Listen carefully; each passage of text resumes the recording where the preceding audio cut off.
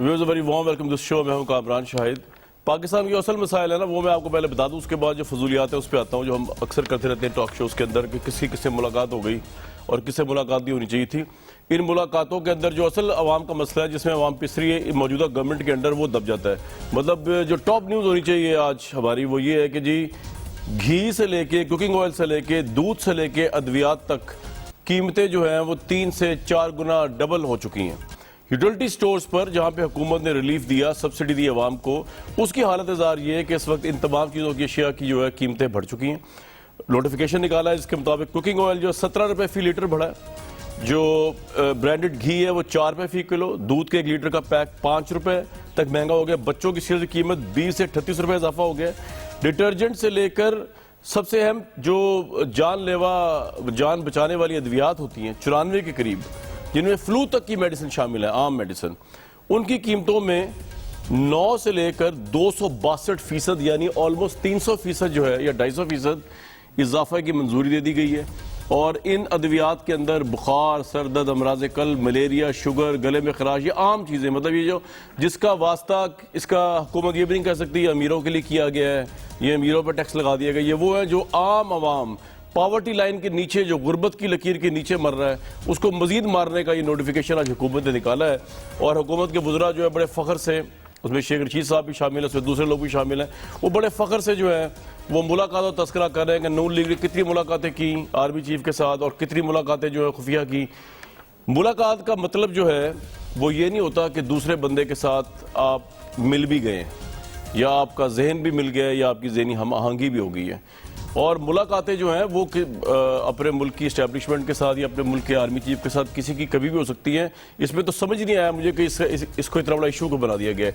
जिस चीज़ को इशू बनाया गया है और जो इशू सही इशू है, जो पीपल्स पार्टी ने और सेनेटर शरीर रहमान ने उस दिन उठाया जब सारे पार्लिमानी लीडर वहाँ मौजूद थे आर्मी चीफ और DGI के साथ, गिलगित बल्तिस्तान के इशू पे, तो पीपल्स पार्टी ने इशू उठाया कि ये मीटिंग जो है ये एक पॉलिटिकल मीटिंग है, इसको तो प्राइम मिनिस्टर को चेयर करना चाहिए था। इसके लिए प्राइम मिनिस्टर ने आर्मी चीफ से क्यों रिक्वेस्ट की? क्या प्राइम मिनिस्टर इनकेपेबल हैं कि अपोजिशन के साथ डायलॉग कर सकें? क्या वो कॉम्पेटेबल नहीं है कि अपोजिशन के साथ डायलॉग कर सकें? क्या उनमें लीडरशिप का फुकदान है कि अपोजिशन को कन्विंस कर सकें कि उन्हें रिक्वेस्ट करनी पड़ती है आर्मी चीफ को? और इस हुकूमत ने ये जो अभी इलामिया मेरे सामने है APC का, जिसके अंदर कहा गया जी इस्टेब्लिशमेंट के रोल को कम कर दिया जाए और इस्टेब्लिशमेंट जो है वो बढ़ते हुए अमल पर बड़े तशवीश का इजहार किया गया है।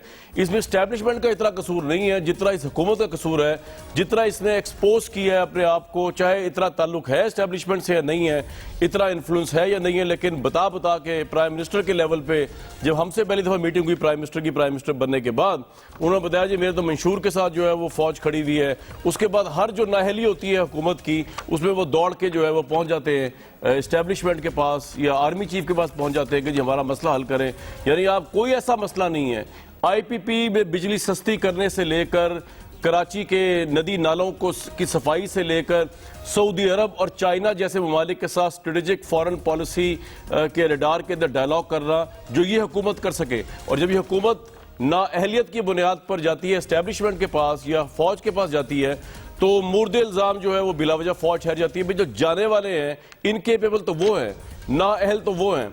बात की आती है जी पाकिस्तान की तारीख जो है उसमें हर बंदा ही जो है वो गमला जो है निकला है मिलिट्री के नंबर 4 उससे। भाई इसमें इतना बड़ा मसला है, जब भुट्टो साहब सियासी तौर पे पैदा हुए उस वक्त किसका राज था यहाँ पे? अयूब खान का। तो ऑब्वियसली उन्होंने इस्टेब्लिशमेंट के साथ मिलकर सियासत करनी थी। जब नवाज शरीफ साहब जो है वो उन्होंने सियासी पैदाइश उनकी हुई, उस वक्त ज़िया उल हक साहब का दौरा था तो उन्होंने उनके साथ पैदाइश करनी थी। जब इमरान खान साहब की सियासी पार्टी की पैदाइश हुई तो उस वक्त मुशर्रफ साहब का दौरा था, तो इमरान खान साहब जो है वो इनकी ज़ेरे इन्फ्लुएंस जो है इनके रेफरेंडम को यस कहते कहते जो है परवान चढ़े। और उसके बाद हम जानते हैं जनरल पाशा ने किस तरह जो है तहरीक इंसाफ को जो है वो तो इनके इत्तेहादी भी कहते हैं PMLQ वाले कि हमारी पार्टी पूरी तोड़ दी उस वक्त की DGI ने इमरान खान साहब की पार्टी बनाने के लिए। तो ये सारी हरकतें करते सियासतदान हैं, ना अहलियत इनकी है, इनकेपेबिलिटी इनकी है, उठ के खुद जाते हैं, इल्ज़ाम लग जाता है जी इस्टेब्लिशमेंट ने क्यों मुलाकात की। भैया आपने मुलाकात क्यों की? आज नवाज शरीफ साहब ने जो है जुबैर साहब को लेकर जो मामला हुआ कि जी जुबैर साहब के मुतालिक आया कि जी उन्होंने 2 खुफिया मुलाकातें की हैं आर्मी चीफ और DGI के साथ, जिसमें मरियम नवाज साहिबा और नवाज शरीफ साहब का मसला भी आया, उसके ऊपर जी अब नवाज शरीफ साहब ने, क्योंकि मरियम नवाज साहिबा इसमें बड़ा स्टैंड ले चुकी, उन्होंने कहा जी कि हम तो मिलते नहीं हैं और नून लीग का कोई ताल्लुक नहीं है मुलाकातों का। तो नवाज शरीफ साहब ने आज एक बड़ी ज़बरदस्त स्टेटमेंट दी है अपने ट्विटर पे। उन्होंने ये कहा है कि हालिया वाक़यात से एक बार फिर साबित होता है कि किस तरह बास मुलाकातें 7 पर्दों में छुपी रहती हैं और किस तरह बास की तशहीर करके मर्जी के महीने पहनाए जाते हैं। ये खेल अब बंद हो जाना चाहिए। आज मैं अपनी जमात को हदायत जारी कर रहा हूं कि आईने पाकिस्तान के तकाज़ों और खुद मुसल्लह अफवाज को अपने हल्फ की पासदारी याद कराने के लिए आइंदा हमारी जमात का कोई रुकन इनफरादी, जमाती या ज़ाती सतह पर अस्करी और मुतलका एजेंसियों के नुमाइंदों से मुलाकात नहीं करेगा। कौमी दिफा और आइनी तकाज़ों के लिए ज़रूरी हुआ तो जमाती क़यादत की मंजूरी के साथ साथ ऐसी हर मुलाकात पर एलानिया होगी और उसे खुफिया नहीं रखा जाएगा। मेरे साथ सदाकत अली अब्बासी साहब मौजूद हैं, अता तारड़ साहब मौजूद हैं, अरशाद भट्टी साहब मौजूद हैं। मैं ज़रा एक न्यूट्रल स्टैंड से बात शुरू करता हूँ। भट्टी साहब, ये मुलाकात तो एक बहाना है, प्यार मोहब्बत का सिलसिला ऑब्वियसली बहुत पुराना है। जितने अरसे से इस मुल्क में मार्शल लॉ लग रहा है या हमारी इस्टेब्लिशमेंट की गवर्नमेंट रही है, इन ऑन कैमरा सबके सामने रही है, प्रॉब्लम क्या है इसके अंदर इतनी? पहली बात तो यह है कि कामरान भाई, मैं भी वहीं से शुरू करना चाहता हूं जो इस मुल्क के असल मसाइल हैं। प्लीज़, अभी तक 2 साल गुजर गए हैं, पुलिस पटवार रिफॉर्म्स नहीं हो सकी जो इमरान खान साहब का बुनियादी वादा था, नंबर 1। नंबर 2, वो नैब केसेस जो हकूमती साइड के हैं, हुकूमत की तरफ हैं, उन पर पेशरफ्त बहुत सुस्त है। Number 3, conflict of interest, Razzaq Dawood साहब, नदीम बाबर साहब जो जिनके कारोबार भी हैं और हुकूमतें भी कर रहे हैं, और बहुत सारे, वो भी अभी उनका भी कुछ हल नहीं निकला। नंबर 4, दवाइयाँ, आटा, गंदम, चीनी, पेट्रोल, ये जो इन पर एक्शन होना था ये नहीं हो सका। नंबर 5, खुदा के लिए अल्लाह के नाम पे लोग रुल गए हैं। बिजली गैस के बिल बहुत ज़्यादा हैं, थानों में छितर पड़ते हैं, अस्पतालों में कोई पूछता नहीं है, और महंगाई बहुत ज़्यादा है, और बेरोज़गारी बहुत ज़्यादा है, और कराची पैकेज जो दिया था वो उसका क्या बना? खुदा के लिए बुनियादी मसाइल हल करें, अल्लाह के नाम पे बुनियादी मसाइल हल करें। आप ये आपका फ़र्ज़ है, इसी काम के लिए आप आए थे, बाकी सारी सियासतें चलती रहेंगी। अब आ जाए जी, शुरू कर दें ये मियां मोहम्मद नवाज शरीफ साहब। इनको क्या हुआ है, क्यों रोक रहे हैं? हमारे आर्मी चीफ है, जो चाहे मिल सकता है। अगर आर्मी चीफ के पास टाइम हो, मसला क्या है इसमें? मसला है कि ये झूठ बोलते हैं, मुनाफकत करते हैं। ये असल वो नहीं है जो ये नज़र आते हैं। ये हम घास खाने वाली कौम है। वो एक शेर है, तेरे वादे पे जिए हम तो ये जान झूठ जाना कि खुशी से मर ना जाती अगर इतबार होता। यानी ये खेल अब बंद होना चाहिए। मैं ये फिक्रा मेरे जहन में है, सुहेल वड़ैच साहब के जद्दा का इंटरव्यू देख लें और 5 और इंटरव्यू देख लें नवाज शरीफ साहब के जलावतनी के। आपको ये खेल अब बंद होना चाहिए, ये उसमें नजर आएगा मुसलसल। अच्छा, ये जो उन्होंने तकरीर फरमाई 54 मिनट की, इसमें चंद हवाले अलीमा खान और 2-4 हवाले फुल स्टॉप काम में छोड़ दें, बाकी सारा ये कोई 12वीं मरतबा मियां मोहम्मद नवाज शरीफ साहब तकरीर कर चुके हैं।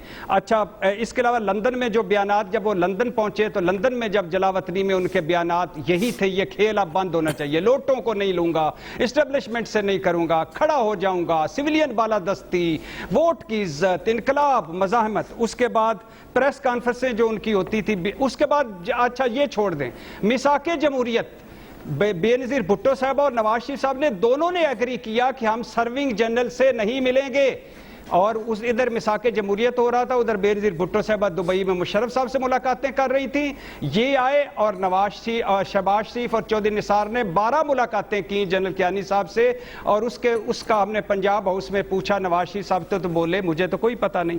अच्छा, आगे आ जाए, इमरान खान ताहिरुल कादरी धरना हो रहा था, कहा कि इन्होंने फौज से कहा मसालियत कराएं, अगले दिन असम्बली में मुकर गए कि मैंने तो कहा ही नहीं। वो DGI-SPR को उस दिन भी ट्वीट करना पड़ा कि ये कर दीजिए।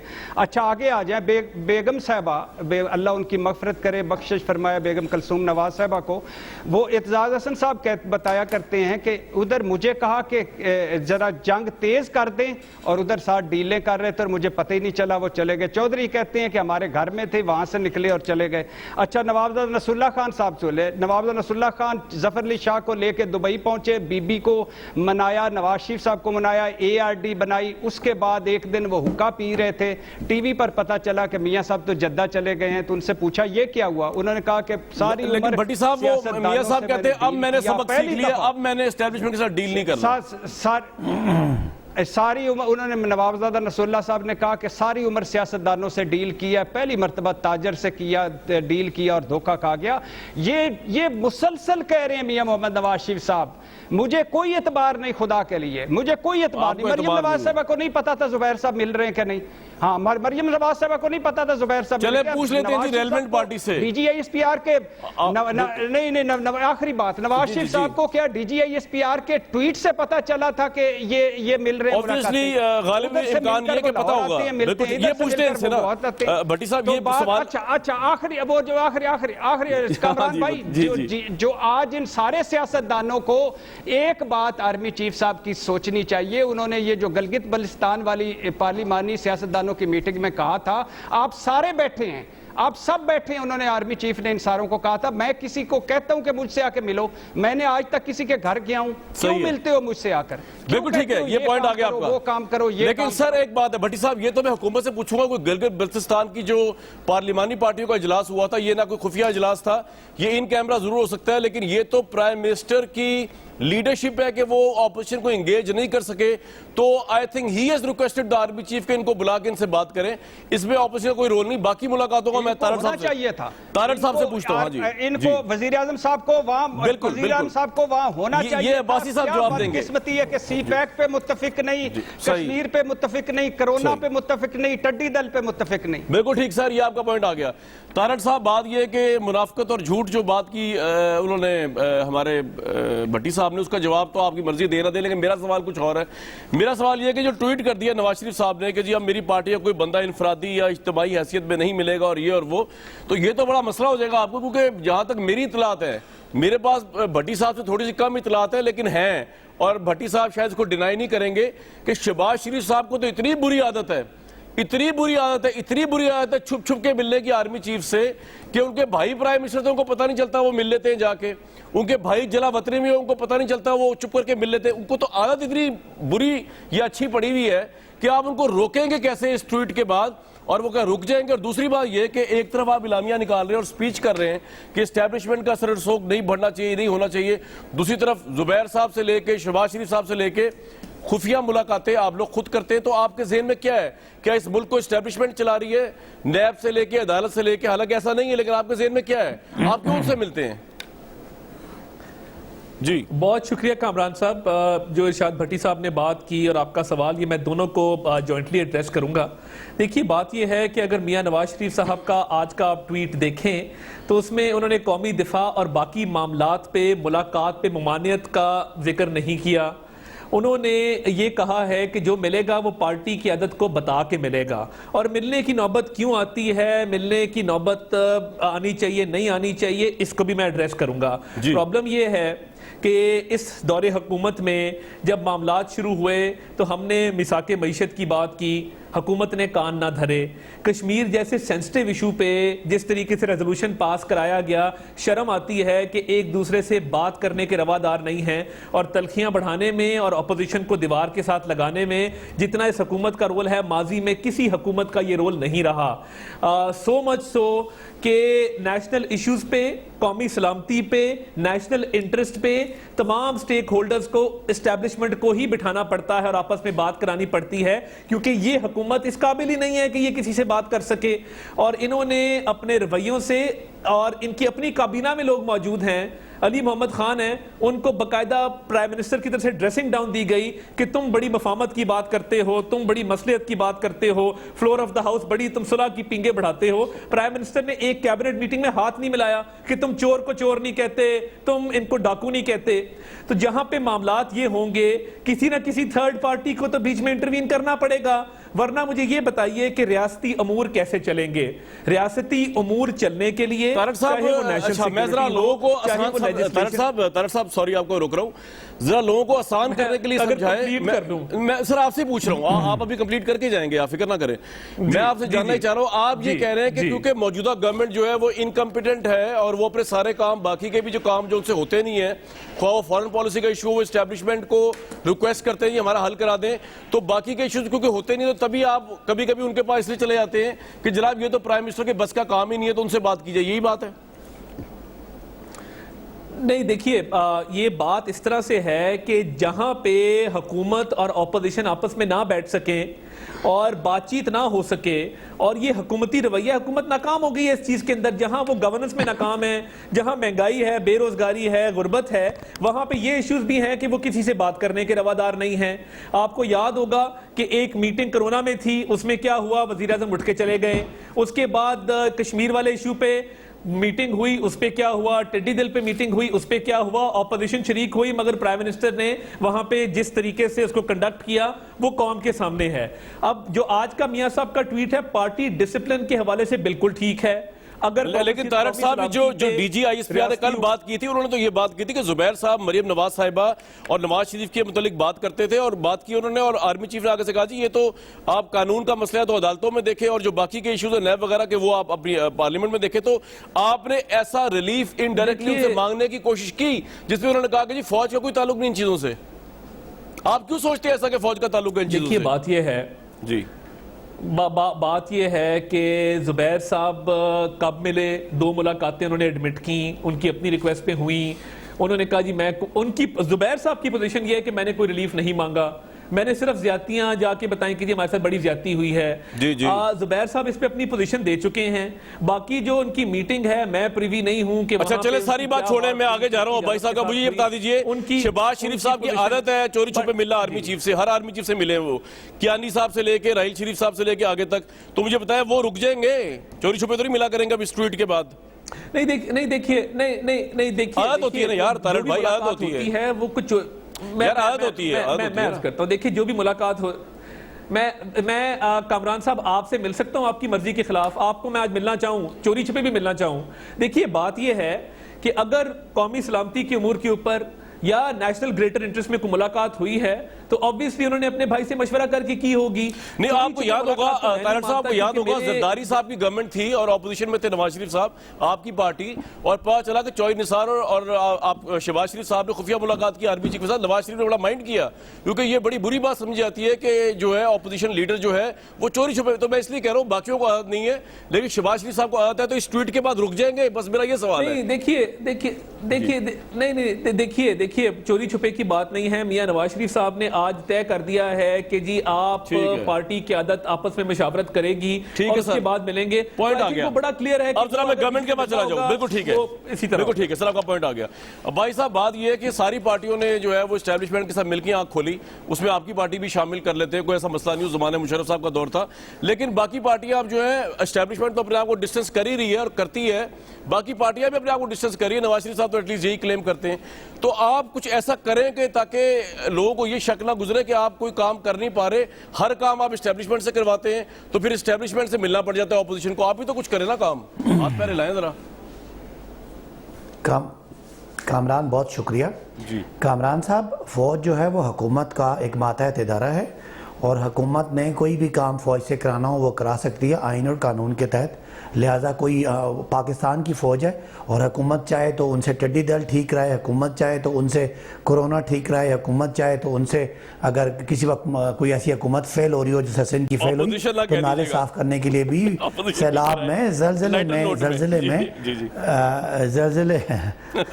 चले आप कहें जलजिले सैलाब में वो काम करती है।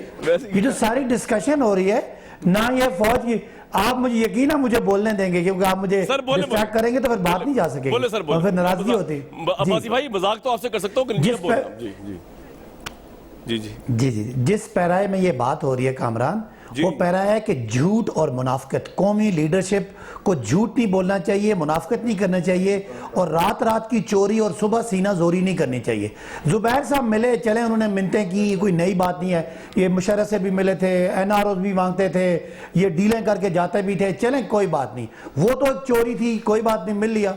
लेकिन जो नवाज शरीफ साहब की जो सीना जोरी थी 3 दिन पहले, और वो जो जिस तरीके से ऑल पार्टीज कॉन्फ्रेंस का मतलब था पाकिस्तान के सियासी इश्यूज डिस्कस करें, हुकूमत की कमजोरियां हाईलाइट करें, हुकूमत को ख़त्म करने का प्लान बनाएं, हुकूमत में तहरीक चलाएं, वो जिस तरह अल्ताफ हुसैन 2 बन के जिस तरह पाकिस्तानी फ़ौज पे जो तीर बरसाए उन्होंने, जो इंडिया में बड़े हाईलाइट हुए, इस तरह के लोगों को मेरा ख्याल है बीक चौक में उनकी मुनाफिकत को एक्सपोज करना चाहिए। झूठे तो ये थे, इन्होंने पार्लियामेंट में झूठ बोला, इन्होंने जाके सुप्रीम कोर्ट में झूठ बोला, इन्होंने मुशर्रफ से डील करके झूठ बोला, इन्होंने मक्के मदीने में झूठ बोला। आजकल झूठ जो है वो एक्सपोज होने का ज़माना है। मैं समझता हूँ कोई सियासी साख मुस्लिम लीग नून की लीडरशिप की इसलिए नहीं बाकी रही, खलाई मखलूक कहना, पता नहीं क्या क्या इल्काबात देना, फौज मुदाखलत करती है, सियासी उमूर में मुदाखलत करती है, और पीछे जाके हाथ जोड़ के गोडे पकड़ना कि जी हमें इधर इस केस से माफ़ करा दें,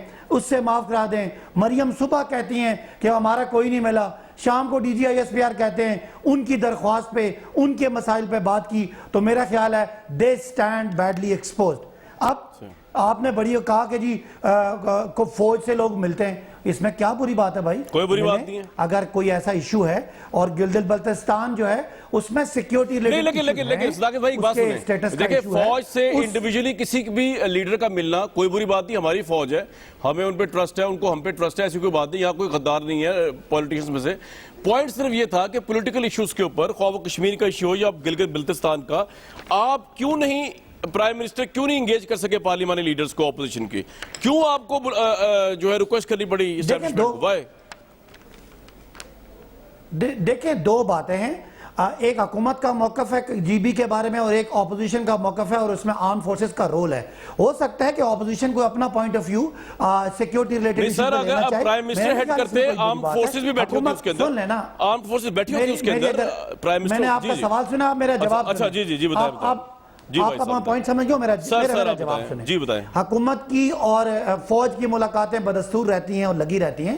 हो सकता है ऑपोजिशन अपना पॉइंट ऑफ व्यू क्लियर करने के लिए, वो हमारे मुखालिफ इलेक्शन लड़ेंगे, अगर वो पॉइंट ऑफ व्यू क्लियर करने के लिए कोई उसका स्टेटस मुस्तकबिल के हवाले से कोई क्लियर करने के लिए अगर अपनी उनको इनपुट चाहिए, तो मेरे नहीं ख्याल कि इसके लिए वजीर आजम की मौजूदगी जरूरी है। वो कौमी इदारा है, ये भी कौमी लोग हैं, पार्लियामेंट के लोग हैं, मैं नहीं समझता इसमें कोई बुरी बात है। बुरी बात यह है कि अंदर मिलें और बात करें, बाहर आके उसको स्टेट अबव द स्टेट कहें, और उनको हर बीमारी का जड़ कहें, और वो बातें कहें जो दुश्मन के बयानिए को मजबूत करे। ये बात तो पाकिस्तान में जो फिफ्थ जनरेशन वॉरफेयर है, उसमें आपका इदारा वो बदनाम हो, और वो अदालतें जिसने हमेशा नवाज शरीफ को रिलीफ दिया उनको बुरा भला कहें, मेरा ख्याल है ये काबिल मुज़म्मत थी। अल्लाह अल हक है, आज नवाज शरीफ स्टैंड एक्सपोज्ड।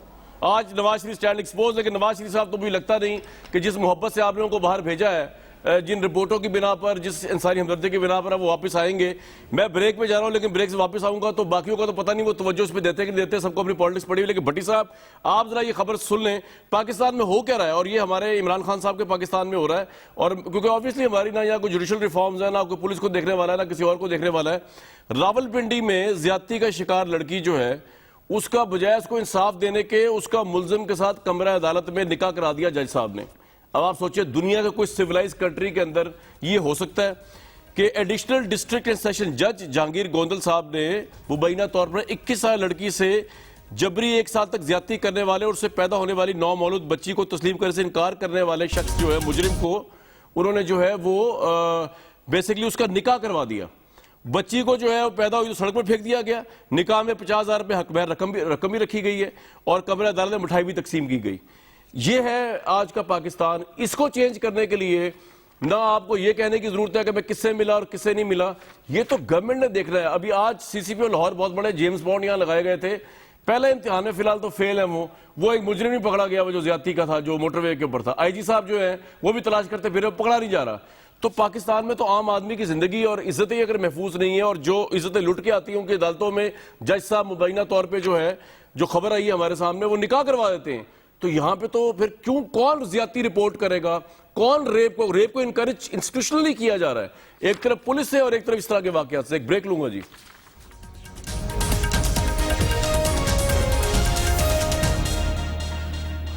भट्टी साहब, नवाज शरीफ साहब तो चले गए लंदन, अब वो वहां पे बैठ के जितना भी पाकिस्तान के मसाइल की दर्द की अक्कासी करें, वो हैं तो लंदन की पुरतईश जिंदगी और पुरफजाओं में, वो तो वहां बैठे हुए हैं। इमरान खान साहब आ गए इस्लामाबाद में, उनकी परफॉर्मेंस तो आप ही बता सकते हैं 2-2.5 साल में क्या और अगले 2-2.5 साल में क्या नजर आने वाली है आपको, क्योंकि उनका सारा फोकस तो अपोजिशन पे। और अब ये जो एपीसी आ गई है, तो अगर इन्होंने जलसे जुलूस शुरू कर दिए, इन्होंने लॉन्ग मार्च शुरू कर दिया, जो और कोई करे ना करे, मौलाना साहब तो बड़े एडामेंट हैं, तो ये इकॉनमी, ये जो अवाम के मसाइल हल करने के लिए इस्लामाबाद में हमारी 2.5 साल से गवर्नमेंट बैठी है, ये करेगी क्या भट्टी साहब?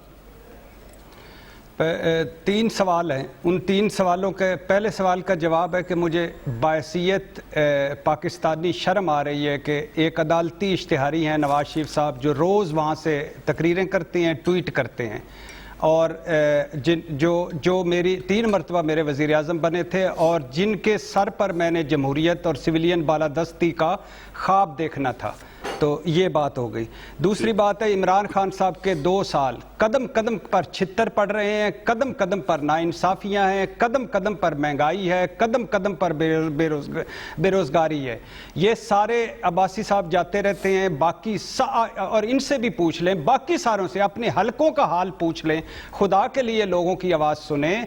आप तब्दीली के लिए आए थे, तब्दीली लाएं इस मुल्क के लिए। तीसरी बात, एपीसी, ये जो मौजे तुंग सानी हैं, ये जो नेल्सन मंडेला सानी हैं, ये जो हमारे मौलाना ची गवेरा सानी हैं, इन सारों को मैं एक बात बताना चाहता हूं, खुदा के लिए इस बाइस से शर्म बात है, आपसे ज्यादा तो आर्मी चीफ जमहूरियत पसंद है। वो बता रहे हैं कि यार जो अदालती केस होते हैं वो अदालतों में लड़े जाते हैं, जो सियासी मामले होते हैं वो पार्लियामेंट में हल किए जाते हैं, यानी वो उनको सेनेट बुलाता है, वो सेनेट में पहुंच जाते हैं। कराची गए अभी चंद दिन पहले, बिलावल भुट्टो साहब से मिले और उन्होंने कहा कि काम हम करेंगे, क्रेडिट सिविलियन गवर्नमेंट्स को मिलेगा, आपका क्रेडिट है, हमारा नहीं है।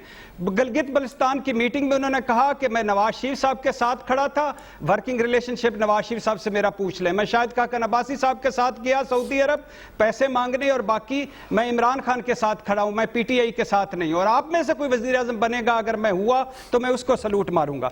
बात सिर्फ मैंने अब्बासी साहब और तारड़ साहब से ये पूछनी है, ये मेरे 2 नुमाइंदे हैं, ये सारी पार्टियां मेरी पार्टी हैं, ये पाकिस्तान मेरा पाकिस्तान है। मैं पूछना चाहता हूं कि फौज आपका एक इदारा है, फौज को हर मुश्किल वक्त में खड़ा होना चाहिए साथ, और कोई शक नहीं है, लेकिन सर कोई एक इदारा जो आपने खड़ा किया हो, कोई एक काम जो आप अकेले कर सकते हो, कोरोना फौज आ जाए, टड्डी दल फौज आ जाए, गिलगित बल्तिस्तान मामला फौज आ जाए, सी पैक फौज आ जाए, सऊदीया मामला फौज आ जाए, फौज की तरफ देखते हैं, जाए, कतर मामला फौज आ जाए, अमेरिका फौज आ जाए, अफगानिस्तान फौज आ जाए, वापडा की बिल लेने फौज आ जाए, मरदमशुमारी फौज आ जाए, सैलाब फौज आ जाए, जलजले फौज आ जाए, कराची के नाले फौज आ जाए, पाकिस्तान। और आप क्या कर रहे हैं, किस लिए? आपका पॉइंट आ गया। ये सारा लपेटे निजाम जहन्नम में जाए, मैंने पॉइंट नहीं है, बंद करें ये सारा निजाम। ये पार्लियामेंट, ये मुझे रोज भाषण देते हैं, तकरीरें देते हैं, एलामिये देते हैं, हम ये कर देंगे, हम करें कुछ,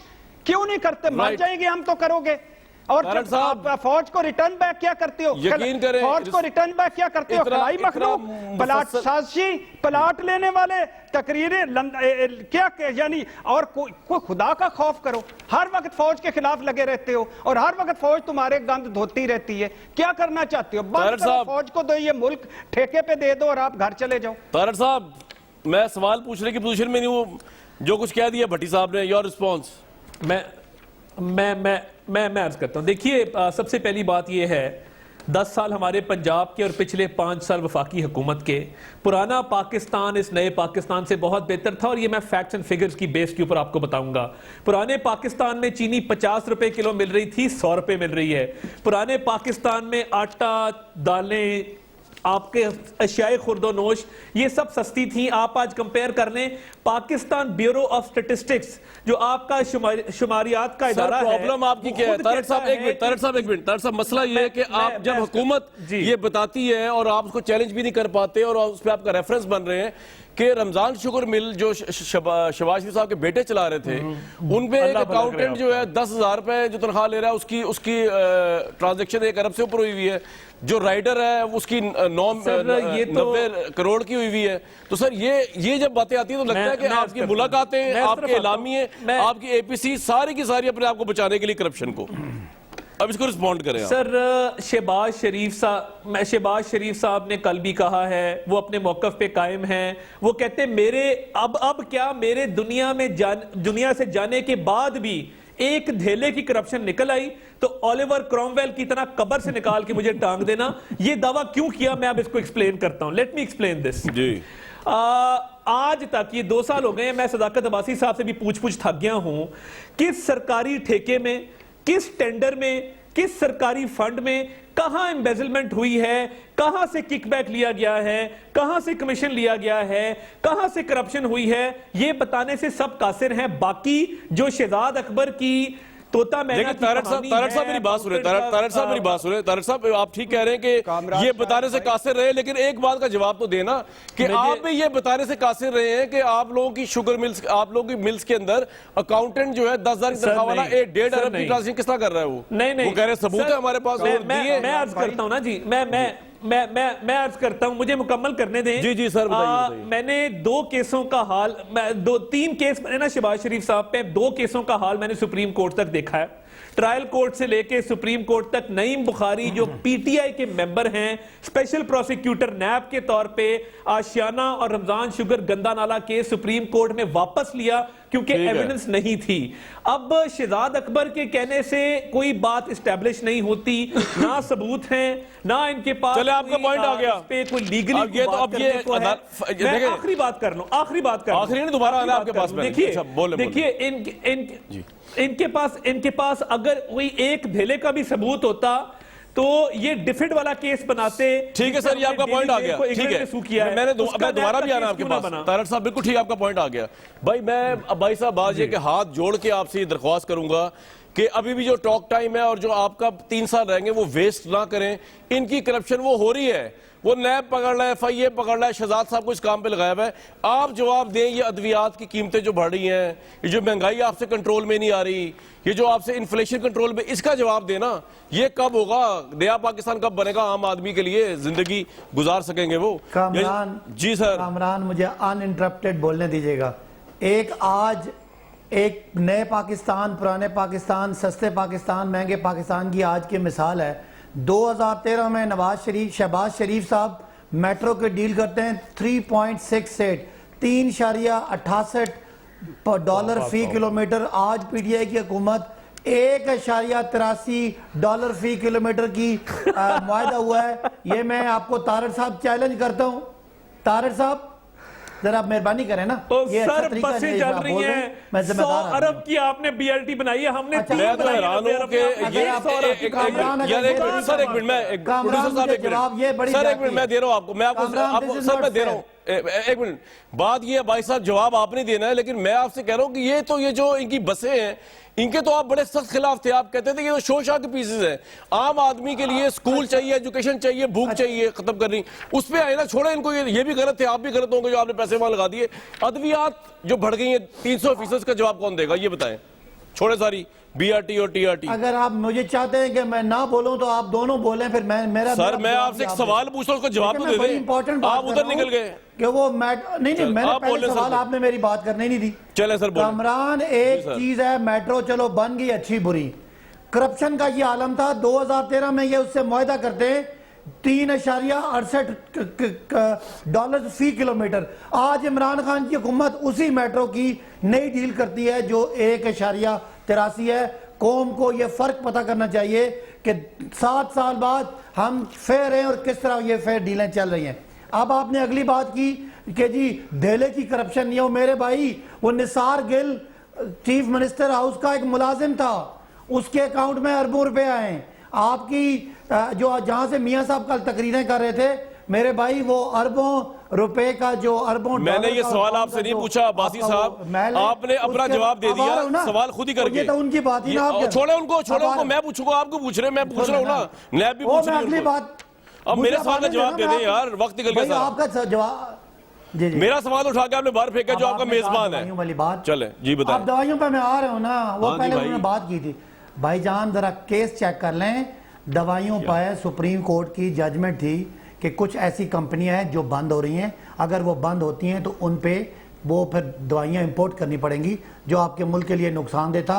सुप्रीम कोर्ट की जजमेंट के मुताबिक 464 जो कंपनी जो दवाइयां हैं उनकी कीमतें ज़रूर बढ़ी हैं, लेकिन साथ साथ मेरे भाई सबको कार्ड पकड़ा दिए हैं। आपको गरीबों को दवाइयां खरीदने की जरूरत नहीं है, आपका इलाज सारा मुफ्त है। केपीके में 100% है, पंजाब में 72 लाख खानदान एक है। सवाल पूछूं आप आपसे मैं? कॉन्सेप्ट समझें, ये एक महंगी सवाल है। दवाइयां अमीरों। सर, एक नहीं, सवाल पहले है। मेरी बात सुन लें। सर, डायलॉग कर रहा हूं आपसे। यार भाईजान, महंगी डायलॉग दवाइयां भाई अमीरों के लिए हैं, ये आपका गरीबों जवाब के लिए मुफ्त है। एक मिनट ये बताया कि सुप्रीम कोर्ट ने कहा कि वो अद्वियाती कंपनियां बंद हो रही हैं तो आप लोगों की हमदर्दी जागी, आपने कहा ठीक है देखी जाएगी। कार्ड तो हर एक के पास नहीं है, लेकिन बहरहाल मेरा सवाल कुछ और है। ये जो बच्चों के सीरियल्स हैं, केस है सुप्रीम कोर्ट का, मैं रेफरेंस दे यार रहा हूं। अब्बासी साहब सुन तो ले, सुप्रीम कोर्ट ने ये भी आपको कहा। यार आप सर सुन तो जवाब ले। तो सुने साथ साथ सर ना। मेरा सवाल तो सुन ले पहले। मैं ये कह रहा हूं कि ये तो आपका पॉइंट आ गया कि जी सुप्रीम कोर्ट ने कह दिया आप रिलीफ दे रहे हैं। बाकी सुप्रीम कोर्ट ने ये भी कहा कि जो आम अशिया है, दूध हो गया, घी हो गया, तेल हो गया, डिटर्जेंट हो गए, इनकी कीमतें ही बढ़ा, इनकी कंपनियां बंद हो रही हैं, ये भी खसारे में जा रही हैं। आप सवाल वो है। एक अलग बात है, मैंने आपको बता दिया दवाइयां वो अलग बात है। महंगी जरूर हैं, सारे पाकिस्तान को दवाइयां और इलाज मुफ्त मिलेगा। अगली बात, अब आ जाए कुछ चीजें जाहिर है जो इंपोर्टेड चीजें मेरे भाई, हमने इंपोर्ट जीरो कर दिया, आपका करंट अकाउंट का खसारा जीरो कर दिया। 20 अरब डॉलर ये इंपोर्टेड थी, हमने इन पे ड्यूटीज लगा के ताकि लोकल चीजें खरीदें। जाहिर है महंगाई आती है, लेकिन ये जुल्म उन्होंने किया जिन्होंने एक्सपोर्ट नहीं बढ़ने दिया, डॉलर क्राइसिस किया। आज हमने मुल्क को डॉलर क्राइसिस से निकाल दिया। 10 सालों में पहली दफा कामरान खुश हो जाएं, करंट अकाउंट का खसारे की बजाय सरप्लस शुरू हो गया। Clap. इन बातों को एंजॉय करें, पाकिस्तान इंशाल्लाह उस जुल्म उस बर्बादी से बाहर अच्छा निकल भाईजान, वो जो जेम्स बॉन्ड है हमारे लाहौर में, उनको पूछा, वो मुजरिम नहीं पकड़ा गया अभी तक, जिनको इतना आप वो लेके आए। चले मैं पूछता हूँ आपसे भट्टी साहब, बात ये है तारड़ साहब ने भी नहीं मानना और अब्बाई साहब ने भी नहीं मानना, अब आप मान जाएं कि सब कुछ ठीक चल रहा है, छोड़ें सारी बात। सर इस तरह दोनों तारड़ साहब और अब्बासी साहब सुप्रीम कोर्ट में जाएं, एक पिटीशन दायर करें और कहें कि 24 करोड़ को कहें कीनिया चले जाओ, इथोपिया चले जाओ और किसी और मुल्क निकल जाओ। रुल गई है आवाम, खुदा के लिए रुल गई है। ये प्लीज रुल गई है, प्लीज। महंगाई बहुत ज्यादा है, इंसाफ का निज़ाम नहीं है, पानी साफ नहीं है, साफ पानी नहीं दे सके इस कौम को ये लोग, दावे भाषण। अब आप देखें, मैं माजरत चाहता हूं तारड़ साहब से, मैं बार बार इस पे आ रहा हूं, मेरा ये नहीं। अब ये कह रहे थे धेले की करप्शन नहीं की होगी, मान लिया नहीं की होगी क्या, लेकिन उनके बच्चों ने नहीं की। वो अब मैंने नायब के एक अफसर से पूछा, मैंने कहा वो तो रोज कहते हैं धेले की करप्शन नहीं की। उन्होंने कहा भाई ये जो सिर्फ टीटी केस है, ये टीटी केस के 58 वॉल्यूम्स हैं, 5.5 लाख सफ़ात हैं, और हम तो ये फोटो कापियां करा करा के धेले के मोहताज हो गए। और ये जो अभी आपने कहा था कि ये मुबैना तौर पर एक जो कहानी नई आ गई है, सलमान शहबाज के मुलाजमीन के बैंक अकाउंट में 9.5 अरब के, ये अब इसमें 84 मकसूद के बैंक अकाउंट में 2 अरब 30 करोड़ आए हैं, मकसूद और शबीर क्लर्क के अकाउंट में 1 अरब रुपए आए हैं, राना वसीम के अकाउंट में 24 करोड़ आए हैं। ब्रेक लेनी मैंने, मैं एक आपको व्यूअर्स एक बात बताऊं, ये तो अभी शेख रशीद साहब मुलाकातों की बात कर रहे हैं, आप यकीन करें अगर मेरे लब खुल गए तो मैं आपको बताऊंगा जो रिसेंटली मुलाकातें हुई ऑपोजिशन की, क्या क्या बताऊं, किस किस की क्या मुलाकात हुई है जो आपको अभी तक सामने नहीं आ सकी। भला फजल रहमान की तो आ गई है, और उसमें क्या क्या बातचीत हुई अगर मैं आपको वो बता दूं तो आप हैरान रह जाएंगे। बड़ी मायूसी होती है अपने पार्लियामेंटेरियंस को देख के, और उसके मुकाबले में जब हम देखते हैं अफवाज पाकिस्तान को, तो इकोनॉमिक विजन से लेके स्ट्रेटेजिक विजन तक हर चीज में वो इतने वेल इक्विप्ड है कि हमारी आज की जो नया पाकिस्तान की गवर्नमेंट भी जो है वो मशवरा भी उनसे करती है और बहुत से काम भी उनसे रिक्वेस्ट करती है। वो करें तो क्या करें, ना करें तो गलत, करें तो गलत, इसका जरा हल निकालेंगे। मैं कोशिश करता हूं ब्रेक के बाद आके आपको बताऊं कि किन किन की मुलाकातें जो आप लोगों को अभी तक नहीं पता और किस किस पैराहे में कहां कहां पे हाई अप्स पे हुई वो, एक ब्रेक के बाद।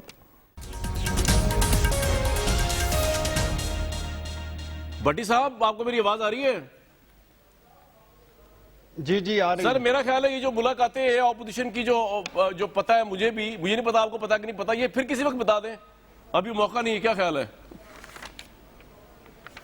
मशवरा दें। बिल्कुल ये जो जैसे आप जो आपने- मशवरा दें। जैसे आपने कहा जी जैसे आपने कहा है मेरे भी लब बंद रहने दें। पिछले ठीक है। 2-2.5 सालों में जो बिल्कुल ठीक है सर, अभी हम ने- नहीं बताते, आप और मैं नहीं बताते अभी, और भी लोगों को रोक देते जी, कल नेक्स्ट वीक तक के लिए इजाजत दें।